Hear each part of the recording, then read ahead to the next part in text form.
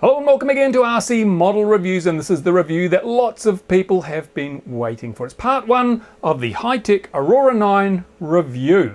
So let's get started without any delay. Now this is the box it comes in, of course. Picture on the front so you can't mistake it.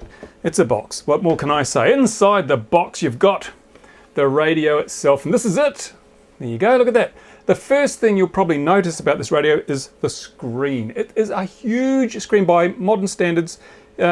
It's nearly as big as the, well, probably is as big as the Futaba 14MZ, or MZ if you're in America, and a whole lot of other sort of top-end radios. But this is not a top-end radio in terms of price. It's quite a reasonably priced radio. Compare that screen to the one you get on your DX8 or your Futaba 8FG, and it's huge. It's huge, and it's quite legible too. It's not the super new high contrast, sort of the blue and white, or blue and black, or black and white, or whatever. It's a yellowy green color, which is quite an old style LCD, but it's quite legible, and it has a backlight. And most importantly of all, one of the big points of distinction for this radio is it's a touch screen. See, there's no little dials, no little buttons or dials around the screen like there is on the other radios. You know, you have your Spektrum and your JR, you've got the little clicky wheel and you've got the little buttons. Well, no, it's all done by touch. And again, that's a high-end radio feature. That's the sort of thing you find on the top-end radios from Futaba and JR. So it's a lot of radio for a little bit of money, but let's take a bit more of a look. I've done a list because, as you know, I'm old and I forget everything. So one of the benefits of this touch screen is it's so easy to program the damn thing. I'll turn it on for you and we'll have a look. Here we go. Oh no, here we go. It says, check your frequency, ready to transmit. And as you can see, I'll just put up here, you can hold it there. Now, you notice on the camera here, it's sort of got a green and a yellow and brown tinge. Doesn't look like that in real life. I have no idea why I end up with that sort of colory dappled pattern. But anyway, I press the screen, voila. Oh no, my throttle's up. Here we go. As you can see, I'll try and get close enough for you to have a good look. The screen has got big writing and it's all very legible and well laid out. That's great, because when it comes to programming, this makes life so much easier. You don't have to twiddle dials and push buttons. You just follow. It's like using a computer, or like your iPhone or your Android phone. So much simpler, and that really does show. When you want to do something with the Hitec, when you want to program in a feature like dual elevators or whatever, it's a piece of cake, I tell you. So that is the fabulous touchscreen, probably the biggest feature of this radio. And this radio's been out there for a while now. One of the reasons I didn't rush out and review it straight off and say it's great or it's bad is because some new technology here. Touchscreens have been available on high-end radios, but not on sort of mid-level radios like this. And I wanted to make sure that people weren't going to start saying, touchscreen's useless, it stopped working. I've heard no complaints about the touchscreen. So obviously it works and it keeps on working. That's quite important.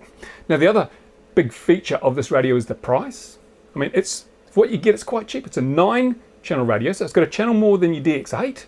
Of course, the Futaba 8FG's got 12 channels now, I think, so it's a bit down on that, but it's a 9-channel radio with all the bells and whistles and flippy switches and dials and paddles. Look, see, paddles, love those paddles. It's got all those features, which means you can actually use those 9 channels quite effectively. And especially if you're into gliders, because the Hitec, unlike the DX8 when it came out, is a wonderful radio for glider pilots. You know, you've got your crow braking and all that sort of stuff, and your camber and all those sort of features. Easy to use with the Hitec A9. And of course, when you want to adjust your camber, you don't have to reach up for a hard to find knob when you're flying. It's all down here on the side, on the sliders. Brilliant, love it, excellent, top quality. That's great. I know now why so many glider pilots love the A9. It's perfectly suited to that.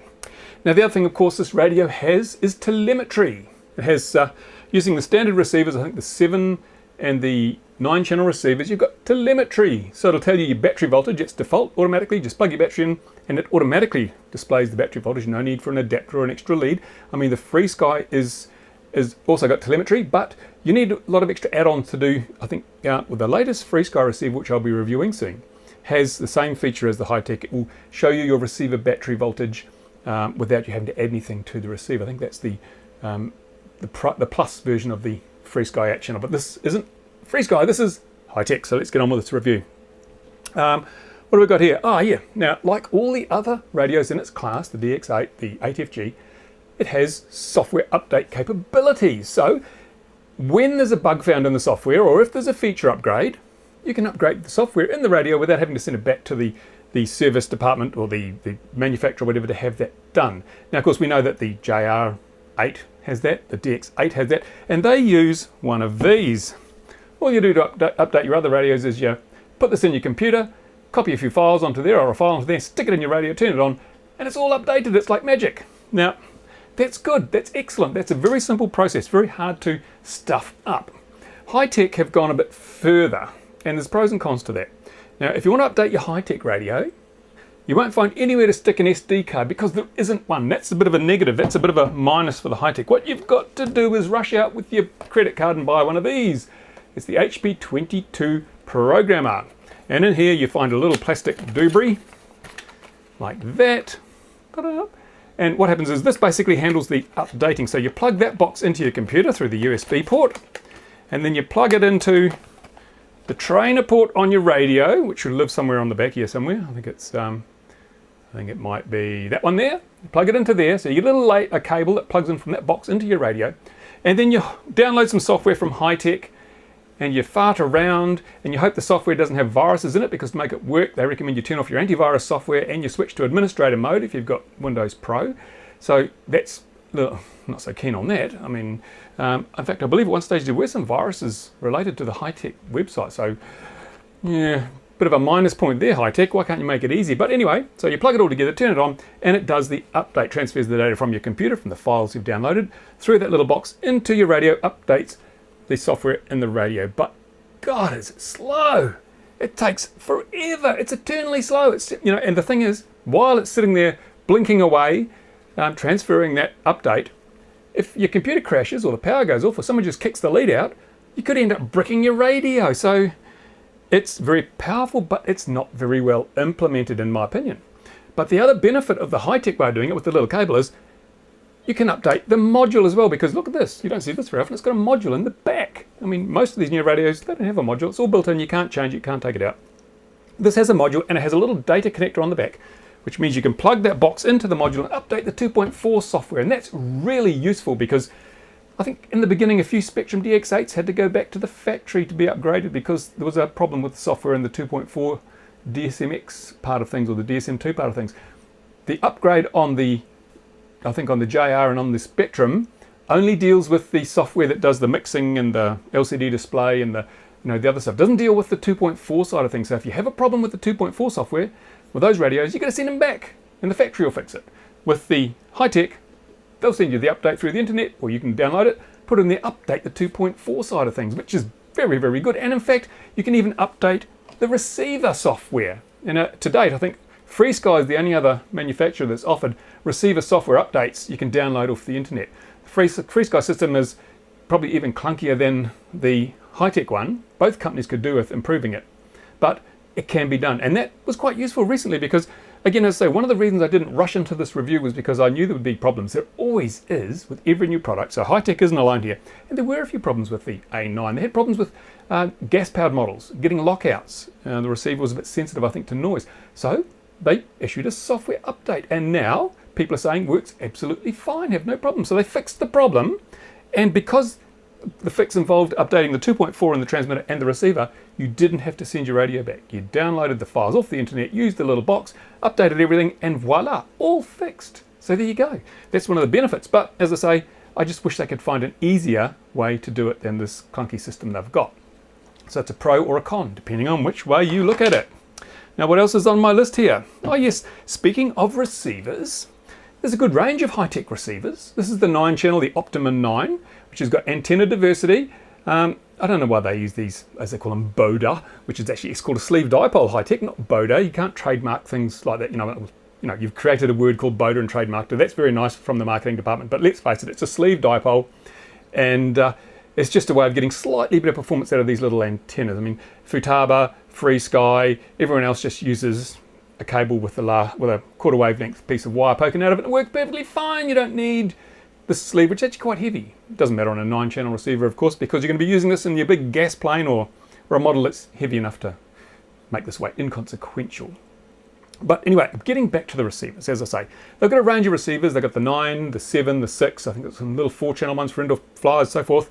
That's great. And the big thing, the bonus thing is they're not expensive. well, okay, compared to the Chinese knockoffs, they're expensive, but compared to a genuine Futaba fast receiver or a Spektrum DX8 receiver, these are cheap as beans, and they work really well. So if you want to convert from 72 to the Hitec A9, it's not going to cost you, you don't have to mortgage the house. You know, it's much cheaper than going with the other brand names.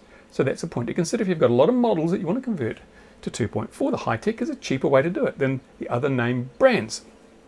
Now, also, these receivers have something called Supplementary Power, which means normally with most receivers, you plug in your battery into one of the servo type connectors there and it feeds the servos and the receiver. And that's fine, but it means if something goes wrong, a servo goes awry or something, it can drag down the voltage and cause the receiver to reboot or just to brown out. So what Hitec thought was, let's just have a separate input for the receiver power. So if you want to, you can run a completely separate battery that will power only the receiver and then run another battery to power the servos. That means that even if your servo shorts out and sucks a whole lot of current, the receiver won't stop working. Of course, the other servos might stop working, but it's a way of avoiding brownouts. A very simple, very elegant, simple way to do that. So that's a feature, but you've got to be very careful because I have seen someone accidentally who was using LiPos, or using I think a 4-cell LiPo to power their receiver, accidentally plugged it into one of the servo connectors and blew all their servos up. So with power comes responsibility. You just have to make sure you don't plug things into the wrong place. What have we got here? Oh yes, I've already tested the Hitec Adaptive Frequency Hopping Spread Spectrum System. Oh man, all these acronyms, all these big long names. I've tested the 2.4, let's make it simple, and it worked really well. It's very resilient to interference, very resilient to noise, but my only downside, or the only negative thing I had to say, was it doesn't use all the band. It tends to clump it all together in a little cluster, depending on what the band was doing when you use the scan function, because go and look at the review, it's on the channel, it's in 2 parts I think. So what I'd like to see Hitec do, and I mean it's been proven, Fast have proven it, Futaba's Fast proven it, the FreeSky system's proven it, even the Turnigy 9X system has proven that you don't need to be adaptive. In fact, it's a bad thing to be adaptive on the 2.4 band because the band can change so rapidly, and the piece of spectrum you've chosen when you scanned the band today might be noisy as hell in 5 minutes time, and therefore you're not using the clean piece. So just use the whole band, Hitec. Now, the software has been updated since I last tested the 2.4 system, so in part 2 of this review we're going to look at it again on the Spectrum Analyzer and see maybe they have decided to go and use the whole band. Maybe that one of the fixes they chose for the problems they had was to simply spread out the signal across the entire band like they should have at the start. We'll find out when I go to part 2 and we throw it on the bench and rip the guts out of it. Now, what else have I got here? Oh yeah, one thing that's often overlooked by manufacturers is the manual. And this has got a really, really good manual, which is kind of ironic because it's so easy to use, you don't need a manual. And you get something like the Turnigy 9X, which is a little more complex, and the manual is crap. So, you know, like the JR, the manufacturers seem to have stepped up and improved their game in respect to manuals. So you've got colour picture on the front. How nice is that? Put that back here. Okay, and of course, as I was saying, easy to program in your mixers and everything. Piece of cake. It's the easiest to program radio I think I have ever seen. And most radios become easy after you've used them a while. You know, most people, if you're using Futaba, you can get around it. After a little while, you learn all the little tricks and tips. And same with a JR. I mean, I've got a JR 9303, yeah, or 9X2, and that's pretty clunky when you get into grips with it. But eventually, you work it out, and it doesn't become too hard. But this thing, right out of the box, piece of cake, right from the start. The learning curve is very, very short, and that's handy if you're moving up from, say, a simpler radio with not much in the way of programming or memories to one of these. Then, woohoo, that's a big bonus. Now, let's look at the bad sides, because nothing's perfect, eh? But things I don't like about the radio is, look at it for goodness sake. It's so 1990s military in terms of its styling that it's, you know, I don't find it at all. I'm sure some people will, but I don't find it attractive. It's not contemporary. It doesn't break the mold in the way that the JR 8XG did. That radio is just so distinctive.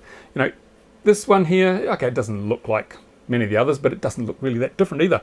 One thing that really ticks me off with Hitec in terms of their styling, and they're still doing it, is they make radios with lots of little nooks and crannies. See, all these little grooves and nooks and crannies around here, and even on the plastic on the front here, there's all these little grooves molded into the plastic, and what that means is that they fill up with dust and dirt and pollen and just general flotsam. And if you fly nitro and you've got oily hands, oh, it's a nightmare to keep a radio like this looking nice and clean. I mean, compare it to the JR, it's smooth, it's got curves, it's not so sharp angles, it's really nice. It's just wipe it with a cloth and it's clean. Brilliant. And even the new Futabas have sort of a rounded, contoured shape to them and easier to clean and things. It's a small point, but I mean, this is almost a retro radio in terms of its styling, and to be honest, it's a personal thing. It won't affect the operation at all, but to be honest, I don't much like it. I don't much like the styling. And it's quite big. It feels quite big, and I guess it's heavy, which is, I don't mind a radio being heavy. I've got big muscly arms, I work out. But compared to some of the other radios, it is quite a heavy radio. And the reason I haven't been using this myself, I use my other radios, is because it doesn't work for me. I fly a lot of 3D, and when you fly 3D, you're quite often moving from one extreme of the stick movement to the other. You know, you're all across the gimbal there while you're doing your high alpha maneuvers. And the problem with this radio is I can't reach. The sticks are such a way that when I go right up there and I want to go back to the other side, my thumb doubles up, so if I position my thumb so I can pull back here, I can't reach the far side. The stick just moves too far, and it's too far from the edge for me to fly 3D using my thumbs. Now, I know a lot of people fly, they pinch, they just do this, and maybe it works for you then, but even then I can't really pinch from one side to the other. The throws are too great on the sticks, and I've got them wound right in, so it's as short as they go, which is why I've tended to use the Turnigy 9X. It's a smaller radio, and I can move the sticks from end to end. Now, the sticks on this feel quite nice. They don't feel, fantastic, but they feel nice. I'll be quite happy to use the sticks if only I could reach the limits of the stick throw without breaking my thumb. So again, personal thing. You may be the kind of person that flies precision. You have little small movements. You need all that extra throw to get the accuracy. That's entirely up to you. But personally, this is not a radio I can use every day for my regular flying. So it's something you want to do. And as I say, when I'm reviewing these radios, if you are thinking of buying any radio, not just the Hitec, but any radio, go to a model shop, go to your local club, find one, pick it up, and feel how it feels to you. Just see what it feels like. Because ultimately, you're going to spend many, many hours holding this damn thing. And if it doesn't feel right, if your thumbs don't go in the right place, if you can't reach things, then it's not a good radio for you. It might be great for the guy next to you with the giant hands, but if you've got regular hands like me, I find this radio just too much of a stretch to do thumb flying. That's just me. Now, the other negative, of course, no SD card. If you want to download your models from here and store them, you've got to have a computer, so you can't easily do it at the flying field unless you've got a laptop there, and not everyone takes their laptop to the flying field, and you shouldn't have to. If you've got an SD card with the other radios, you pop it in, bing, bing, bing, there you go, dump your models onto a card, give it to somebody else. If they want to fly your model, hey, sure, use your transmitter. You're teaching someone to fly, you get it all going for them, you want to set their transmitter up exactly the same as you had the master set up during the buddy boxing, well, all you do is pop it on an SD card, pop it in theirs, bing, they've got exactly the same settings so they can fly straight away. With the Hitec, got to download it through the cable onto a computer, then plug the other radio in and upload it onto their computer. It's just too much, too clunky. It's old-fashioned Hitec. Get with the times. Give us an SD slot, even if it's only so we can swap model memories and update the transmitter-only part of the software. So much easier. Now, the other negative, it's got this dicky look of wire on the back. Look at that. If you put that down on the ground, it's going to be a screwdriver hooked under there. Eventually, you're going to rip the shit out. Oh, sorry, I can't say that on YouTube. You're going to rip it out, and you have to go back to the service centre. Or even just sort of flappy wear and tear. I mean, this is the second decade of the 21st century. Nobody really, let's be practical, what percentage of Hitec's market actually use anything other than 2.4 in this radio? I would say it's very, very small. So why bother having this clunky external wire to the antenna? It's just a waste of time. I don't know, maybe the newer versions of this have the wire internally routed. If they do, brilliant. If they don't, why not? Why not? On the plus side, of course, you can remove this module. And if you don't like the Hitec 2.4 system, I think XPS has a module for the Hitec that you can just slot right in there. So, and of course, you can put in the Hitec 72 meg modules, although I've only heard about 2 or 3 people that actually use them. So I guess the module is a double-edged sword. It's a positive and a negative. What have we got here? Oh yes, another downside is, as I mentioned, these Hitec receivers are pretty damn good value for a brand name receiver, but there are no clones. The Chinese aren't making these because I don't think Hitec has enough market share.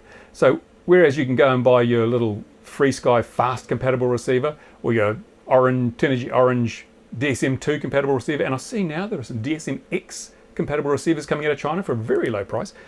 If you buy Hitec, you're only ever going to be buying these radio receivers, these ones here, with the true Hitec brand on them. because China just isn't interested in manufacturing something that competes with a brand name that is already so reasonably priced. Because let's face it, if the Chinese bought these out, the price difference wouldn't be as great as it is between your Spektrum receiver and a knockoff, or your fast receiver and a fast compatible. So don't expect to see any cheaper receivers than the ones that Hitec sell. So that's a bit of a negative, but on the same side, it's a positive because these are cheap anyway. So who cares? Now, as I say, that's part one. We've looked at part one. We've looked at the ergonomics and the feature sets and all that sort of stuff. So next thing is, fire up all this gear behind me here. We'll throw it on the bench. We'll rip it apart. We'll see how well it's constructed, what kind of bits they're using inside, and we'll actually take a close look at how easy that programming is on the front panel. And we'll also revisit the 2.4 system. Have they improved it? Have they allowed it to use the entire band now? Or is it still just picking a third of the band and staying there? We'll see what happens. So if you want to see part two, don't forget to subscribe to the RC Model Reviews channel because it'll be coming up very soon. And thank you for watching part one.